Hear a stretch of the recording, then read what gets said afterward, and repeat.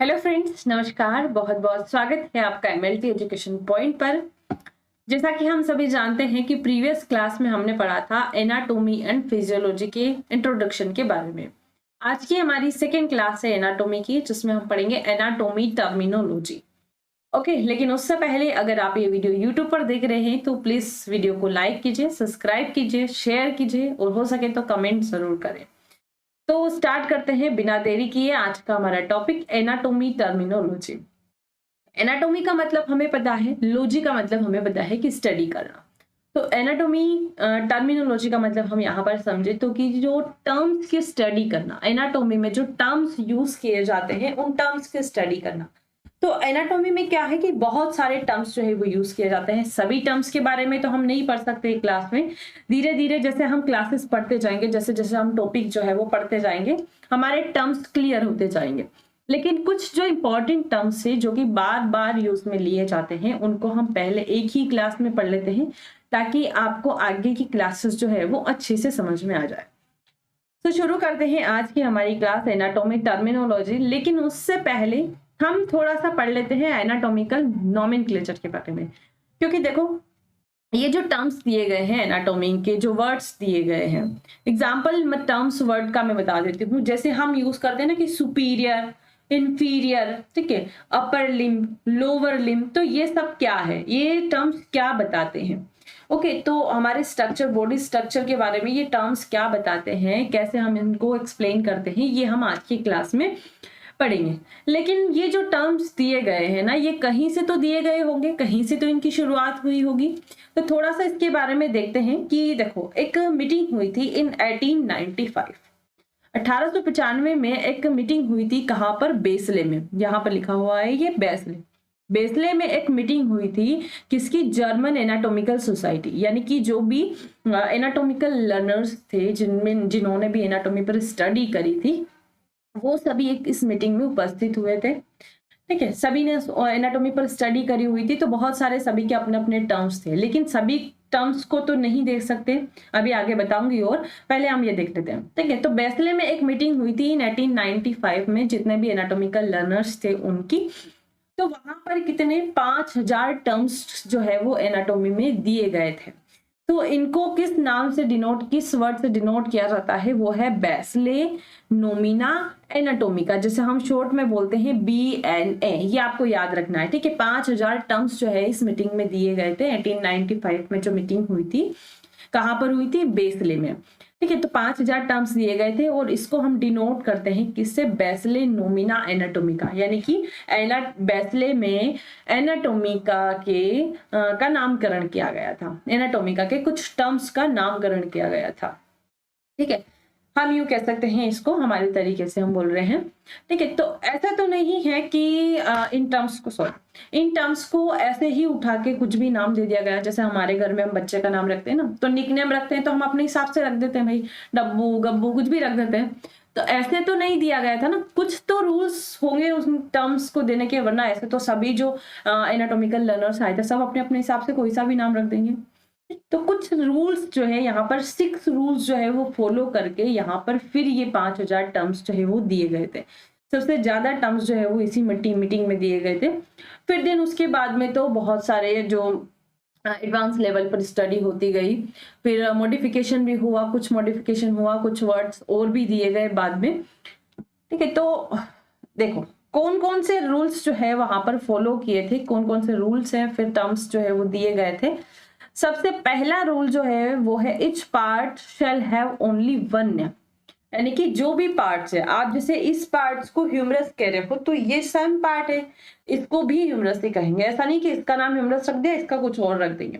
दोनों पार्ट्स का नाम क्या रहेगा? सेम रहेगा, तो ह्यूमरस इसको कहेंगे। फिर सेकेंड रूल क्या कहता है कि each term shall be in Latin. ठीक है, लैटिन। देखो, मैंने आपको प्रीवियस क्लास में बताया था कि एक साइंटिस्ट है जिनका नाम था एंड्रियास वैसिलस। हाँ, एंड्रियास वैसिलस। इन्होंने अपनी बुक भी लिखी थी, 16th सेंचुरी में अपनी बुक लिखी थी। तो इन्होंने बुक लिखी थी अपनी पूरी कौन सी? लैटिन वर्ड में। ठीक है, लैटिन वर्ड में इन्होंने बुक लिखी थी, तो ये सारे टर्म्स जो है यहाँ पर सभी लैटिन वर्ड्स में ही दिए गए हैं। जबकि अब तो मॉडिफिकेशन होने के बाद कुछ टर्म्स जो है वो इंग्लिश में भी देने लग गए हैं, लेकिन ये सारे टर्म्स जो है पुराने सभी लैटिन वर्ड में दिए गए थे। और लैटिन का सबसे, ये अगला जो थर्ड पॉइंट है ना वो यही बता रहा है कि लैटिन का सबसे शॉर्ट एंड सिंपल नेम है। जितने भी टर्म्स दिए गए हैं लैटिन का सबसे शॉर्ट और सिंपल टर्म्स है, जबकि ये टर्म्स हमें कितने डिफिकल्ट लगते हैं। ये जो हमें डिफिकल्ट लग रहे हैं ना, ये उनके लिए बहुत ज्यादा शॉर्ट और सिंपल है। ठीक है, तो each terms shall be as short and simple as possible। हमने क्या है कि कभी ऐसे नाम सुने नहीं है, हमने तो भाई हिंदी पढ़ी है। ठीक है, तो हमें हिंदी नाम जो है वो शुरू से हिंदी पढ़ी है तो वो आसानी से याद हो जाती है। लेकिन लैटिन का सबसे शॉर्ट और ये सिंपल वर्ड है। अब उनका डिफिकल्ट वर्ड आप लेने जाओगे तो आप तो भाई भले कितनी बार रट लो उसको तो भी नहीं याद रख पाओगे। अगर वहां का डिफिकल्ट वर्ड देखोगे तो शॉर्ट और सिंपल याद रखने में आपको बायो जो है वो डिफिकल्ट लगती है, तो फिर उसका तो अपन सोच भी नहीं सकते, क्योंकि हमने क्या पढ़ा है, हिंदी। ठीक है, जैसे मैं एग्जांपल बताऊं आपको कि हम बोलते हैं ना ह्यूमरस। ह्यूमरस क्या है, एक लैटिन वर्ड है। अब ह्यूमरस को आप हिंदी में बोल के बताओ क्या बोलते, पता है? प्रगंडिका। अब प्रगंडिका जो है वो ज्यादा डिफिकल्ट है या फिर ह्यूमरस ज्यादा डिफिकल्ट है? प्रगंडिका ऑब्वियसली ज्यादा डिफिकल्ट है। ठीक है, तो कोई से टर्म्स ऐसे भी रहते हैं जो कि लैटिन वर्ड के जो है हमें इजी लगते हैं, हिंदी जो है वो डिफिकल्ट लगती है। The terms shall be memory science, यानी कि ऐसा टर्म्स यूज करना है जो कि इजिली रिमेंबर, याद रह सके। ठीक है, इजिली रिमेंबर हो सके, इजिली हमारी मेमोरी में हमें मतलब याद रहे, ऐसा टर्म्स यूज करना। The related terms shall be similar. ठीक है, related terms shall be similar. जैसे हम एग्जांपल ले तो जैसे लीवर हो गया। ठीक है, लीवर की जो आर्टरीज है, लीवर की जो वैन है उसको हम क्या बोलते हैं, हिपैटिक आर्टरीज, हिपैटिक वैन्स। ठीक है, ये क्या है, सिमिलर वर्ड है। तो जो भी वर्ड यूज कर रहे हो आपको सिमिलर यूज करना है।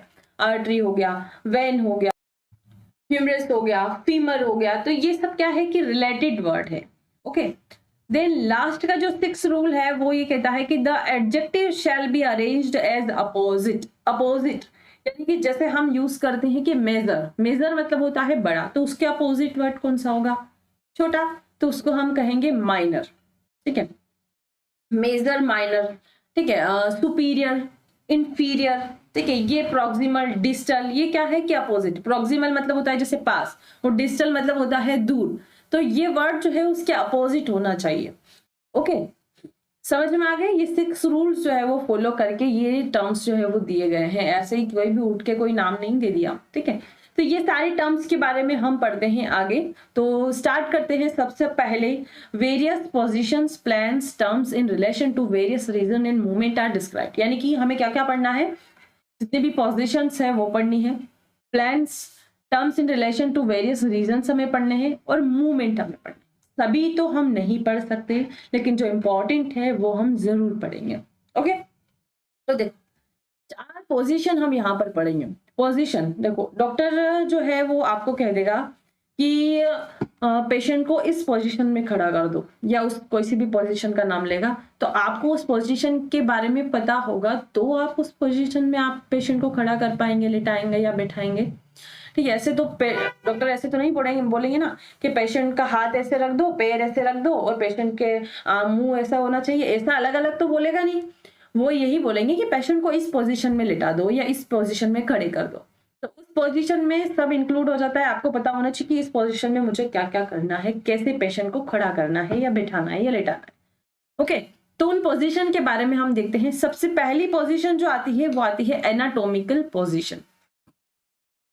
एनाटॉमिकल पोजीशन का मतलब क्या होता है, देखो यहाँ पर चलते हैं हम। एनाटॉमिकल पोजीशन का मतलब होता है when a person is standing straight with eyes looking forward. यानी कि आपको बिल्कुल स्ट्रेट खड़ा होना है। मैं डायग्राम बताती हूँ आपको, नहीं इसका डायग्राम नहीं है, चलो मैं बता देती हूँ कि यानी कि बिल्कुल आपको स्ट्रेट खड़ा होना है। ये जो हाथ है आपके, ये जो पाम है, बिल्कुल आपके बॉडी पार्ट्स के इस धड़ के बिल्कुल पास में होना चाहिए। हाथ आपके ऐसे सामने की ओर होना चाहिए। ऐसे हम खड़े रहते हैं ना, बिल्कुल ऐसी पोजीशन में। सावधान की पोजीशन में तो हम ऐसे रखते हैं, लेकिन हमें हाथ ऐसे रखना है। ठीक है, तो ऐसे ही खड़ा होना है। बॉडी बिल्कुल इरेक्ट होनी चाहिए, एकदम कड़क सीधी खड़ी होनी चाहिए। हाथ हमारे फॉरवर्ड सामने की ओर, आंखें बिल्कुल सामने की ओर, बिल्कुल स्ट्रेट ऐसे खड़े होने चाहिए। मैं पूरी दिख नहीं रही हूँ, नहीं तो खड़ी होकर बता देती। ओके, तो बिल्कुल आपको स्ट्रेट जो है उस पोजीशन में खड़ा होना है। ऐसा नहीं है कि बिल्कुल हाँ सामने तो खड़े हो गए लेकिन देख इधर रहे, नहीं, देखना भी बिल्कुल सामने ही है। ठीक है, इस पोजीशन को हम क्या कहेंगे, एनाटॉमिकल पोजीशन। क्या बोल रहा है ये कि when a person is standing straight, यानी कि आपको बिल्कुल स्ट्रेट खड़ा होना है, बॉडी बिल्कुल एकदम इरेक्ट होनी चाहिए, with eyes looking forward, with eyes looking forward, यानी कि आंखें आपकी दोनों सामने की ओर होनी चाहिए। Both arms by the side of body, ये जो आर्म्स आपकी है बिल्कुल ऐसे चिपकी हुई होनी चाहिए, हाथ ऐसे सामने की ओर होनी चाहिए। क्या बोल रहा है, palm facing forward, both feet together, पास में होने चाहिए पैर। The position is anatomical position, और इस पोजिशन को हम कहते हैं एनाटोमिकल पोजिशन। अब आपको ये सारी चीजें पता होगी तब जाके तो आप पेशेंट को एनाटॉमिकल पोजीशन में खड़े कर पाओगे। डॉक्टर ने आपको बोल दिया कि भाई पेशेंट को एनाटॉमिकल पोजीशन में खड़े करो, तो ये सारी चीजें आपको पता होगी तभी तो आप पेशेंट को एनाटॉमिकल पोजीशन में खड़े कर पाओगे। ओके, फर्स्ट पोजीशन आपको समझ में आ गई। सेकंड पोजीशन हमारी आती है सुपाइन पोजीशन। सुपाइन पोजीशन का मतलब क्या होता है, when the body is lying face up with this car the supine position, यानी कि आप अभी बॉडी एकदम ऐसे आप खड़े थे, अब आपको करना कुछ नहीं, पेट ऐसे लेट जाओ। ठीक है, इसका डायग्राम है, मैं आपको बता देती हूँ। ठीक है, ये रही हमारी सुपाइन पोजीशन। यहाँ पर आपको दिख रहा है ये बिल्कुल ऐसे सीधा लेटा हुआ है, अभी आप ऐसे ऐसे सीधे खड़े हुए थे, आप सीधे लेटे हुए, बस आपके ये जो पाम है वो अपवर्ड ऐसे नीचे की ओर होनी चाहिए। ठीक है, ये जो डोर्सल सरफेस है आपके ऊपर की ओर होनी चाहिए, आंखें आपके बिल्कुल सामने होनी चाहिए, बिल्कुल ऐसे सीधे जो है आप लेटे हुए होने चाहिए। ये हो जाती है सुपाइन पोजीशन। अगली आती है प्रोन पोजीशन। प्रोन में कैसे, अभी आप किसके बल लेटे हुए थे, पीठ के बल। ठीक है, पीठ के बल लेटे हुए थे ना पीछे, अब आपको पेट के बल लेटना है। पेट के बल जो लेटेंगे उस पोजीशन को हम कहेंगे प्रोन। ठीक है, फेस आपको इस तरीके से होना चाहिए, अभी आपके हाथ जो है वो ऐसे थे, अब आपका जो पाम जो है वो ऊपर की ओर होना चाहिए। ठीक है, और ये जो डोर्सल सरफेस है वो नीचे की ओर होना चाहिए, ऐसा होना चाहिए। सुपाइन में ऐसे और प्रोन में ऐसे। ओके, समझ में आ गया। लास्ट पोजीशन जो आती है वो आती है हमारी लिथोटोमी पोजीशन। इसको क्या कहते हैं हम, लिथोटोमी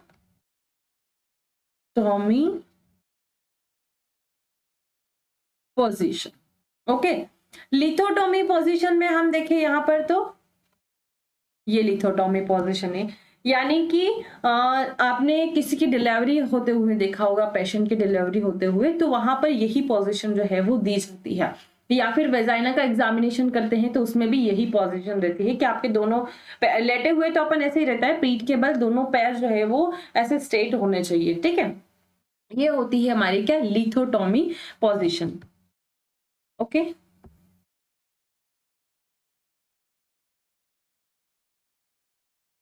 अब हम वापस चलते हैं हमारा बैक साइड एनाटॉमिकल पोजीशन के बाद में सुपाइन पोजीशन। हम पढ़ते थे when the body is lying face up this car the supine position. Okay, समझ में आएगा सुपाइन पोजीशन कैसे रहती है, यानी कि आपको पीठ के बल लेटना रहता है। फिर आती है प्रोन पोजीशन, पेट के बल लेट जाओ, when the body is lying face down is anatomical position, this is called the prone position. Okay, ये समझ में आ गया। देन आता है फिर last lithotomy position. The person lying on her back with the legs up and feet supported in a step. This position mostly used during delivery of the body. यानी कि जब डिलीवरी होती है तो उस टाइम पे जो पोजीशन दी जाती है उसको हम कहते हैं लिथोटोमी पोजीशन। देखो कितने अच्छे अच्छे वर्ड्स जो है आपको याद रखने को मतलब मिल रहे, याद रखने हैं। कितना अच्छा इंटरेस्टिंग सब्जेक्ट है ये। एनाटॉमी क्या है, बहुत ही अच्छा इंटरेस्टिंग सब्जेक्ट है। जैसे जैसे आप पढ़ते जाओगे ना और ज्यादा इंटरेस्ट आता जाएगा, क्योंकि हमें हमारी बॉडी के बारे में ही पता चल रहा है। आपको पता चला है कि अरे हाँ, डिलीवरी के टाइम में जो पोजीशन दी जाती है उसे लिथोटोमी पोजीशन कहते हैं। ओके, और जब हम लेटते हैं, पीठ के बल लेटते हैं उसको हम सुपाइन पोजीशन कहते हैं, पैर के बल लेटते हैं उसको हम प्रोन पोजीशन कहते हैं। तो क्या है कि बहुत ही इंटरेस्टिंग सब्जेक्ट है, बहुत अच्छे से पढ़ेंगे, मजा आएगा पढ़ते पढ़ते। सो ये आपको समझ में आ गया। अगला चलते हैं हमारा, ये तो हो गई पोजीशन, पोजीशन अच्छे से समझ में आ गई। अगला जो आता है वो आता है हमारे प्लांट्स। प्लांट्स का मतलब जो हमने पढ़ा था प्रीवियस क्लास में कि डाइसेक्शन, यानी कि जो बॉडी को हम काटते हैं, बॉडी की स्टडी करने के लिए हम बॉडी को काटते हैं। ठीक है, उसको हम कहते हैं डाइसेक्शन। एनाटॉमी का मतलब ही क्या होता है, कटिंग। ठीक है। एनाटोम का मतलब होता है, एनाटोमी का नहीं, एनाटोम का मतलब होता है कटिंग, बॉडी का डाइसेक्शन करके फिर स्टडी करते हैं उसको हम कहते हैं एनाटोमी। ओके, बॉडी के स्ट्रक्चर की स्टडी। तो प्लान्स यानी कि बॉडी का डाइसेक्शन हम करते हैं, लेकिन एक ही जगह से नहीं काटते हैं, अलग अलग प्लान्स होते हैं। तो ये 4 टाइप के प्लान्स मैं आपको बता रही हूँ। फर्स्ट है मीडियन सेजाइटल प्लान्स, या जिसे हम कहते हैं मीडियन प्लान्स। सेकेंड है पेरामीडियन या पेरासेजाइटल, जिसे हम सेजाइटल प्लान भी कहते हैं। फिर है फ्रंटल, जिसे हम कॉर्नल प्लान कहते हैं, और हॉरिजेंटल, जिसे हम ट्रांसवर्स प्लान कहते हैं। फर्स्ट बात करते हैं सबसे पहले मीडियन सेजाइटल प्लान की, जिसे हम मीडियन प्लान भी कहते हैं। यह कहता है कि more specifically when such a plan passes through the mid line of the body, यानी कि आपको बॉडी को काटना है। जैसे मैं यहाँ पर एक ये बॉक्स लेके बता रही हूँ, गुड नाइट का बॉक्स है। ओके, तो यहाँ पर ये हमारी बॉडी है, ठीक है नहीं, इसको समझो कि ये हमारी बॉडी है, प्लेन हमें कट करना है बॉडी को। तो ये बॉडी की क्या है, मिड लाइन है, ये हमारी यहाँ पर मिड लाइन है। तो मिड लाइन से हम इस बॉडी को बिल्कुल इक्वल पार्ट में डिवाइड करते हैं, ठीक है, यानी कि आधा इधर रह जाएगा, आधा इधर रह जाएगा। ये हमारी बॉडी, ये बॉडी की मिड लाइन है। मिड लाइन से बिल्कुल ऐसे इसको हम काटेंगे, यानी कि इक्वल पार्ट में ये डिवाइड हो जाएगी, हमारी बॉडी इक्वल पार्ट में डिवाइड हो जाएगी। तो इसको हम कहेंगे मीडियन सेजाइटल प्लान या फिर मीडियन प्लान। ये भी यही कह रहा है कि more specifically when such a plan passes through the mid line of the body और an organ and divided into equal right and left side, ठीक है, ये दोनों तरफ डिवाइड हो जाएगी, लेकिन ऑर्गन जो है वो इक्वल पार्ट में डिवाइड नहीं होंगे, क्योंकि जरूरी तो नहीं है कि जो ऑर्गन इधर है वो इधर भी प्रेजेंस है, ठीक है। तो ऑर्गन जो है वो इक्वल पार्ट में डिवाइड नहीं होगी, बॉडी का स्ट्रक्चर जो है वो इक्वल पार्ट में डिवाइड हो जाएगा। एक हाथ इधर रह जाएगा, एक हाथ इधर रह जाएगा, एक हाथ इधर, एक हाथ इधर रह जाएगी। तो ये हो गया हमारा median sagittal plan. It is called a mid sagittal plan और मीडियन प्लान, मिड सेजाइटल और मीडियन प्लान इसको कहते हैं। सेकेंड आता है पेरामीडियन या फिर पेरासेजाइटल, या फिर जिसको हम केवल सेजाइटल प्लान भी कहते हैं। देखो ये क्या कहता है कि पैरेलल, पेरा का मतलब होता है नियर, यानी कि ये जो मिड लाइन थी हमारी, इस मिड लाइन के पास में ये है हमारी मिड लाइन। अभी हमने मिड लाइन से इसको काट दिया था, तो ये था हमारा मीडियन सेजाइटल, मिड सेजाइटल। अब ये जो मतलब बीच से जो हम काटा था, बीच के पास से हम काटेंगे, बीच के पास से, यानी कि ये हमारी बॉडी है, इसके पास में से इधर हम इसको कट करेंगे, तो ये हो जाएगा क्या हमारा सेजाइटल, यानी कि पैरेलल, ठीक है, सेजाइटल प्लान। क्योंकि इसमें बॉडी इक्वल पार्ट में डिवाइड नहीं होगी, एक तरफ ज्यादा रह जाएगी, एक तरफ कम रह जाएगी, तो इसको हम कहते हैं पेरामीडियन या फिर पेरासेजाइटल या फिर सेजाइटल प्लान। तो if the sagittal plan does not pass through the midline but instead divide the body or organ into unequal right and left, यानी कि unequal, पहले इक्वल पार्ट में डिवाइड हो रहा था, अब क्या हो रहा है, हम जो मिडिल लाइन है उसके पास से कट कर रहे हैं, तो दोनों इक्वल रहेंगे क्या, नहीं रहेंगे, और इसी को हम कहते हैं क्या, पेरासेजाइटल प्लान, ठीक है। ये समझ में आ गया, 2 प्लान समझ में आ गए। थर्ड प्लान जो है वो हमारा है क्या, यहां पर देख लेते हैं, फिर डायग्राम बताती हूँ। फ्रंटल या फिर कॉर्नल प्लान। फ्रंटल प्लान क्या कह रहा है, देखो कि फ्रंटल और जिसे हम कॉर्नल प्लान भी कहते हैं, डिवाइडेड द बॉडी और organ into anterior, front end posterior, back portion. Diagram में बताऊं आपको, ठीक है। ये है हमारा क्या, कोरोनल प्लान। अभी हमने बॉडी को काटा था इधर से, बीच में से, ठीक है, अभी भी हम बीच में से ही काटेंगे, लेकिन अब हम बॉडी को काटेंगे ऐसे, ठीक है। अभी हमने ऐसे सेक्शन किया था, अभी हम बॉडी पार्ट को ऐसे डिवाइड करेंगे। तो ऐसे जो डिवाइड करेंगे बॉडी के पार्ट को, इसको हम कहेंगे कॉर्नल प्लान, यानी कि इस तरीके से। अभी हमने इस तरीके से डाइसेक्शन किया था, अब हम इस तरीके से बीच से यहां से ऐसे डाइसेक्शन करेंगे, तो वो हो जाएगा हमारा क्या, कॉर्नल प्लान, जिसको हम कहेंगे। ओके, लास्ट बचा है ट्रांसवर्स प्लान। ट्रांसवर्स प्लान का मतलब क्या है, देखो ट्रांसवर्स प्लान, हमने बॉडी को ऐसे भी सेक्शन कर डिवाइड करके देख लिया, पैरेलल भी काट के देख लिया, ऐसे भी काट लिया, लास्ट बचा है हमारा, यानी कि आपको बीच से उड़ाना है।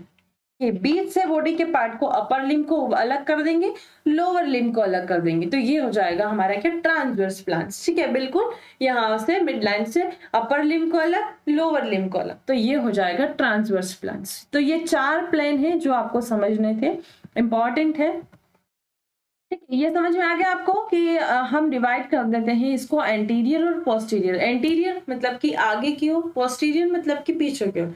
पीछे का धड़ पीछे रह जाएगा, आगे का धड़ आगे रह जाएगा।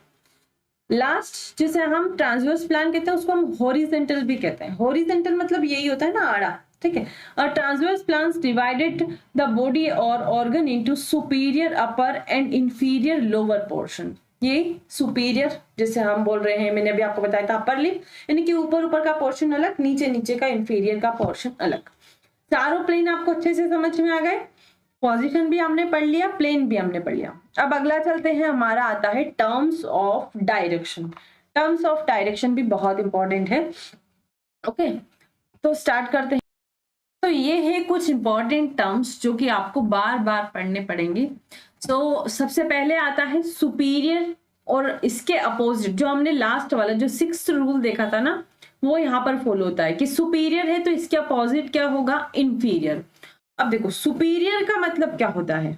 ठीक है, पहले यहाँ पर देख लिया आपने, superior, inferior, anterior, posterior, medial, lateral, proximal और डिस्टल, डीप और सुपरफिशियल, सबके बारे में देख लेते हैं, अभी आपको और क्लियर हो जाएगा। देखो सुपीरियर और इसके अपोजिट है यहाँ पर क्या, इंफीरियर। ओके, सुपीरियर का मतलब क्या होता है, टूवर्ड्स द हेड और the upper part of the structure, यानी कि ये जो हेड, हमारी बॉडी में सबसे जो ऊपर वाला पार्ट है वो कौन सा है, सुपर। सुपर मतलब समझो कि ऊपर, एस को हटा दो तो क्या हो रहा है, ऊपर, सबसे ऊपर, ऊपर वाला पार्ट है हमारा हेड, तो हेड क्या हो जाएगा हमारा सुपीरियर। और सबसे नीचे वाला जो पार्ट है वो क्या है, हमारा lower part of the, away from the head, यानी कि ये सबसे सुपीरियर है। तो इस सुपीरियर, इससे सबसे दूर कौन सा पार्ट है, हमारे फुट। ठीक है, तो ये हमारा हो जाएगा क्या, इंफीरियर।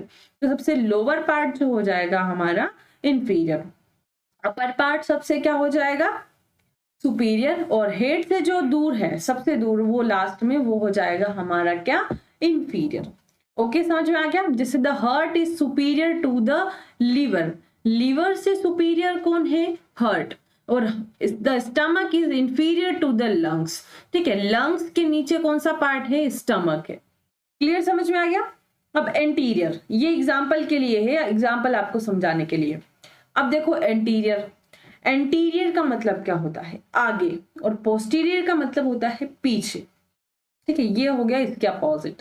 तो नियरर टू और at the front of the body, यानी कि बॉडी का जो फ्रंट है, ये जो बॉडी का फ्रंट है, ये हमारा आगे का पार्ट है, इसको हम क्या कहेंगे, एंटीरियर। एंटीरियर, ए से याद रखो आगे, ठीक है, और पी से याद रखो पीछे। तो एंटीरियर यानी कि आगे, यहां पर लिख लेते हैं एंटीरियर, ए फॉर आगे, ये हमारे समझने के लिए, और पी फॉर पीछे। तो आगे का पार्ट जो है इसको हम कहेंगे क्या, एंटीरियर, और पीछे का पार्ट जो है हमारा उसको कहेंगे हम पोस्टीरियर।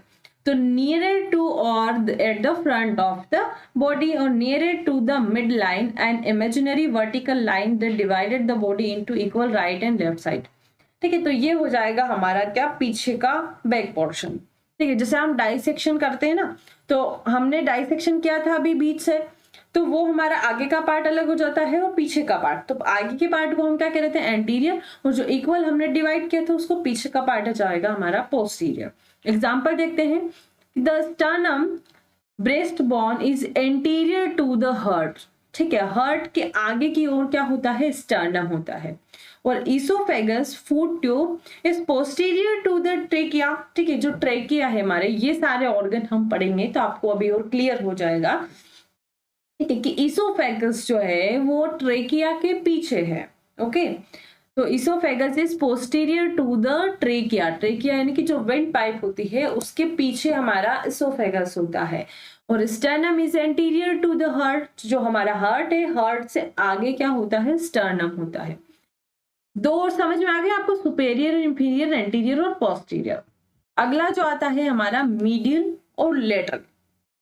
मीडियल का मतलब क्या होता है, nearer to the mid line, nearer to the midline and imaginary vertical line that divided the body into equal right and left side। मैंने अभी आपको बताया था कि मिड लाइन, ठीक है, मिड लाइन, मिड लाइन से हम डिसेक्शन करते हैं तो दोनों इक्वल पार्ट में डिवाइड हो जाते हैं। समझ में आ, यानी कि ये तो हमारी हो गई मिड लाइन मीडियल, ये हो जाएगा हमारा लेटरल। और जैसे अगर हम हाथ में देखें तो हमारी बॉडी के पास में कौन सा है, ठीक है, जो मिड लाइन की तरफ आ रहा है, मिड लाइन की तरफ आ रहा है उसको हम कहेंगे क्या, मीडियल। और जो मिड लाइन से दूर जा रहा है उसको हम कहेंगे लेटरल। तो ये वाला जो पार्ट हो जाएगा हमारा, इस वाले पार्ट को हम कहेंगे क्या, मीडियल। यो क्योंकि ये मिड लाइन के पास में आ रहा है, और जो मिड लाइन से दूर जा रहा है उसको हम कहेंगे लेटरल। तो मिड लाइन से पास में क्या है, मीडियल, मिड लाइन से दूर क्या है, लेटरल। क्लियर, समझ में आ गया। The ulna is medial to the radius. Okay, ये मैंने एग्जांपल दिया आपको अभी रेडियस अल्ना का, ठीक है। तो रेडियस ये वाला क्या हो गया हमारा, रेडियस, यानी कि ये क्या है, दूर वाला पार्ट है, ये हमारा मीडियल लाइन के पास वाला पार्ट है। तो इसको हम क्या कहेंगे, अल्ना जो है हमारा मीडियल हो जाएगा, रेडियस हमारा क्या हो जाएगा, लेटरल हो जाएगा। लेटरल फादर फ्रॉम, फादर नहीं है, further from the mid line,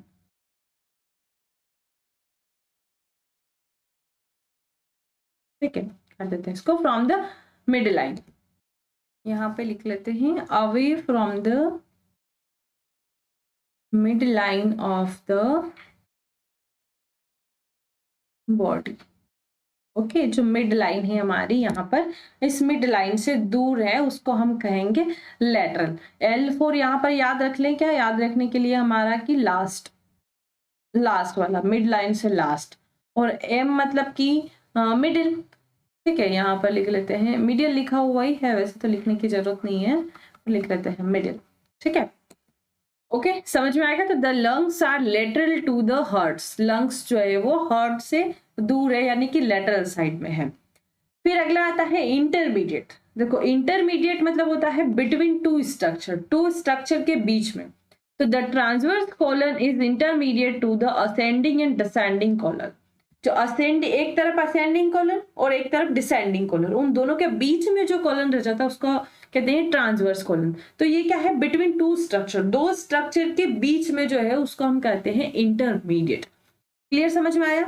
एक चीज और मैं आपको बताना भूल गई, जो पीछे मैंने आपको बताया ना कि एंटीरियर और पोस्टीरियर, एंटीरियर को हम जो है यहाँ पर ऐसे लिख लेते हैं वेंट्रल भी कहते हैं, वेंट्रल भी कहते हैं। वेंट्रल मतलब क्या होता है, एंटीरियर मतलब कि आगे की ओर, फ्रंट, ठीक है, और बैक जिसे हम कहते हैं पीछे, पोस्टीरियर। तो इसको हम क्या कहेंगे, वेंट्रल का अपोजिट क्या होगा, डोर्सल। ओके, डोर्सल इस एल है, यहाँ पर देख लेना, डोर्सल। ओके,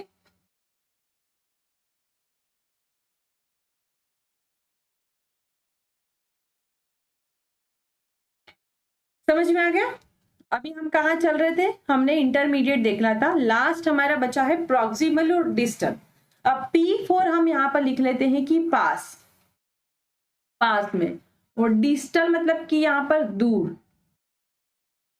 ठीक है। पास का अपोजिट क्या होगा, दूर। प्रॉक्सिमल याद रख लो, उसके लिए, दूर के लिए यूज होता है डिस्टल। तो nearest to the attachment of the limb of the trunk, nearest to the origination of structure. क्या बोल रहा है, nearest to the origination of structure, यानी कि जैसे ये हमारा हाथ है तो इसका ओरिजिनेशन कहाँ से हो रहा है, यहाँ से हो रहा है ना। तो इसके पास में, इस यहाँ इससे हम देखेंगे कि इसके पास में कौन सा है, ये वाला एरिया, तो इसको हम कहेंगे क्या, प्रॉक्सिमल। और इससे सबसे दूर कौन सा वाला एरिया है, ये, तो क्या हो जाएगा, डिस्टल। ये अभी हम पूरा हाथ का देख रहे हैं, पूरा का देख रहे हैं, यहाँ से ओरिजिनेशन है, तो ये वाला एरिया इसके ओरिजिनेशन के पास में है, तो ये पास वाला हो जाएगा और ये दूर वाला हो जाएगा। समझ में आ रहा है। और अगर हम यहाँ पर इसकी और इसकी देखें, तो इस जॉइंट को अगर हम देखें कि यहाँ से इसका जॉइंट का देखें, तो इस जॉइंट के पास में कौन सा वाला एरिया है, ये, तो ये पास हो जाएगा। इससे दूर कौन सा वाला एरिया है, ये। समझ में आ रहा है, पास और दूर क्या बोल रहा है ये। तो जैसे एग्जांपल में लिखा है यहाँ पर, the humerus arm bone is proximal to the radius, ठीक है। यहाँ पर यानी कि आर्म बोन यानी कि ह्यूमरस जो है वो, ह्यूमरस जो है वो पास है देन किससे, इस वाली रेडियस से। Okay, distal, further from the attachment of the limb of the trunk, further from the origination of a structure, यानी कि structure जहां से origination हो रहा है वहां से दूर, ठीक है। the phalanges फिंगर बोन है distal to the carpal wrist bone, मतलब कि जैसे ये हमारी यहाँ पर रिस्ट बोन है, ठीक है, तो रिस्ट बोन क्या है, ये फेलेंजियस जो है इस रिस्ट बोन से दूर है, ठीक है, इस रिस्ट बोन से दूर है, बीच में हमारा क्या आ रहा है, पाम आ रहा है। मैंने तीनों ही एग्जांपल आपको बता दिए, पूरा हैंड का भी बता दिया, इसका भी बता दिया, इन दोनों का भी बता दिया और यहाँ पे भी बता दिया। अब तो समझ में आ गया होगा। जैसे अगर हम पैर की बात करें तो पैर में भी ऐसा ही होगा कि यहाँ पे पैर का ओरिजिनेशन कहाँ से हो रहा है, यहाँ पर, तो प्रोक्सिमल वाला पार्ट कौन सा होगा, ये वाला, डिस्टल वाला पार्ट कौन सा होगा, ये वाला होगा। ये हो गई लोअर लिम्ब की बात, समझ में आ रहा है। तो ये वाला हो गया प्रोक्सिमल वाला पार्ट, ये हो गया डिस्टल वाला पार्ट। अगर इसका देखें हम पूरे का, इस पूरे का देखेंगे तो प्रोक्सिमल वाला पार्ट ये हो जाएगा, डिस्टल वाला पार्ट ये हो जाएगा, डिस्टल मतलब कि दूर। ओके, हटा देते हैं। ये अपना डायग्राम है, पहले हम एक चीज और देख लेते हैं, लास्ट बचे है ये, उसके बाद में हम डायग्राम पे जाएंगे। ओके, तो जैसे हम ये देखते हैं यहाँ पर, फिर आता है देन सुपरफिशियल। सुपरफिशियल का मतलब क्या होता है, टूवर्ड्स और on the surface of the body. Surface यानी कि जैसे हम एग्जांपल लें तो वेन और आर्टरी का, हमने बताया कि वेन जो होती है वो सुपरफिशियल होती है, जबकि आर्टरी क्या होती है, डीप होती है। सुपरफिशियल का अपोजिट क्या होगा, डीप। सुपरफिशियल मतलब कि ऊपर ऊपर सतह पे, और डीप मतलब कि सतह से अंदर। तो towards on the surface of the body, surface मतलब कि सतह, सरफेस को कहेंगे हम सुपरफिशियल, सरफेस से अंदर है तो away from the surface of the body, surface से दूर है तो उसको हम कहेंगे डीप।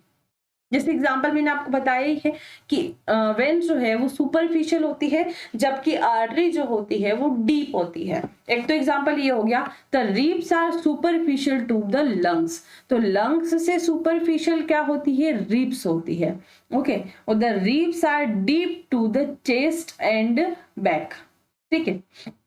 रिब्स जो होती है ये सभी ऑर्गन्स है, तो आपको अभी क्लियरली समझ में नहीं आएगा। अभी आप इतना समझ लो कि जो सतह है आपका, जो सुपरफिशियल वाला एरिया है वो क्या है, सतह के जो, सतह से जो दूर है, सरफेस से जो दूर है उसको हम कहेंगे डीप। वेन और आर्टरी का एग्जांपल अच्छा है, आपको समझ में भी आ जाएगा। वेन जो है वो सुपरफिशियल है, आर्टरी जो होती है वो डीप। अब हम इसका डायग्राम देख लेते हैं ताकि और आपको अच्छे से क्लियर हो जाए। देखो यहाँ पर जो मैंने आपको बताया था कि जो सबसे ऊपर वाला जो एरिया है, सुपर ऊपर, तो सुपर से याद रखो वो हो गया हमारा सुपीरियर, और सबसे यहाँ से हेड से जो दूर वाला एरिया कौन सा है, सबसे नीचे फुट, ये हो जाएगा हमारा क्या, इंफीरियर। ठीक है, यहाँ पर ये लिखा हुआ है, आपको क्लियरली विजिबल नहीं हो रहा होगा, ठीक है, इंफीरियर, इंफीरियर। ओके, अब यहाँ पर हम देखते हैं कि ये जो आगे, ये हमने बीच से इसको डिवाइड कर दिया, ठीक है, ये बीच से हमने इसको डिवाइड कर दिया। जो हम कोरोनल प्लेन काटते हैं ना, कोरोनल प्लेन, तो वो ऐसे ही काटते हैं, बीच में से डिवाइड करते हैं उसको। एक तो मीडियल हो गया, ये नहीं, मैं इसकी बात कर रही हूँ, ठीक है। तो आगे का पार्ट जो है वो इधर रह जाता है, पीछे का पार्ट जो है वो इधर रह जाता है, और पीछे वाले को हम क्या कहते हैं, पोस्टीरियर, और आगे वाले को हम क्या कहते हैं, एंटीरियर। क्या कहते हैं, ये हो गया हमारा एंटीरियर, और ये हो गया पीछे वाला हो गया हमारा पोस्टीरियर। ओके, अब यहाँ पर आपको दिख रहा होगा, ये क्लियर विजिबल नहीं हो रहा है, ये भी सुपरफिशियल और इंफीरियर लिखा हुआ है। बस आप में इसमें आपको दो डिफरेंस देखने हैं कि जैसे इसका ओरिजिनेशन जो है वो यहाँ से हो रहा है, तो ये जो थाई वाला है इसको हम क्या कहेंगे, प्रोक्सिमल, यानी कि ये पास में है, जहां से ओरिजिनेशन हो रहा है वहां पर उसके पास में है। डिस्टल यानी कि इससे दूर क्या है, ये फुट है, तो इसको हम क्या कहेंगे, डिस्टल। ठीक है, ये हो जाएगा क्या, डिस्टल, और ये हो जाएगा क्या, प्रोक्सिमल। ओके, अब लेटरल और मीडियल, लास्ट है लेटरल और मीडियल। लेटरल हमने देखा था कि ये है क्या, मिड लाइन, मिड लाइन के पास में जो आ रहा होगा उसको हम कहेंगे क्या, मीडियल, और मिड लाइन से जो दूर जा रहा है उसको हम कहेंगे लेटरल। तो यहाँ पर अगर हम यहाँ इसकी बात करें तो ये आपके मिड लाइन के पास में आ रहा है तो इसको हम क्या कहेंगे, मीडियल, और ये आपके मिड लाइन से दूर जा रहा है तो इसको हम क्या कहेंगे, लेटरल। क्लियर, समझ में आ गया? आई होप ये आपको अच्छे से क्लियर हो गया होगा। तो हमने क्या क्या पढ़ा, सबसे पहले पढ़ी हमने पोजीशन, कि पेशेंट को हम जो पोजीशन देते हैं वो कौन कौन सी होती है। देन फिर हमने पढ़ा कि प्लेन, प्लेन यानी कि डिवाइड करना। जो डाइसेक्शन हम करते हैं पेशेंट एनाटॉमी के स्ट्रक्चर की स्टडी करने के लिए हम उसका डाइसेक्शन करते हैं। तो जो काटने की जो मेथड होती है ना, उसी को हम प्लेन कहते हैं। प्लेन यानी कि हमने उसको 4 भाग में अलग अलग से है डिवाइड कर दिया। कैसे किया वो हमने देख लिया।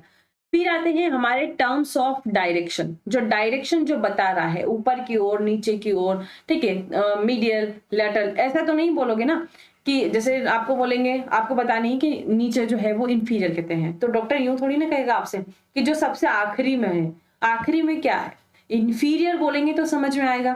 बोलेंगे कि सबसे ऊपर, सबसे ऊपर तो भाई यूं बोलेंगे ना कि सुपीरियर। तो ये क्या है कि ये मेडिकल टर्म्स है जो कि आपको याद रखने पड़ते हैं। ऊपर नीचे, सबसे आगे पीछे ऐसे नहीं कह सकते। हमको कहना पड़ेगा कि एंटीरियर, और हमको कहना पड़ेगा कि पोस्टीरियर। ठीक है, ये मेडिकल लैंग्वेज है जो कि आपको याद करनी पड़ेगी। ठीक है, ओके। तो आई होप आपको ये अच्छे से समझ में आ गया होगा, क्लियर हो गया होगा। अगली क्लास में हम जो हमारी अगली जो पोजीशंस है, पोजीशन नहीं, अगली बार में हम जो हमारे रीजंस है उनके बारे में और जो मूवमेंट है उसके बारे में हम पढ़ेंगे। सो मिलते हैं अगली क्लास में, बने रहिए हमारे साथ। Thank you.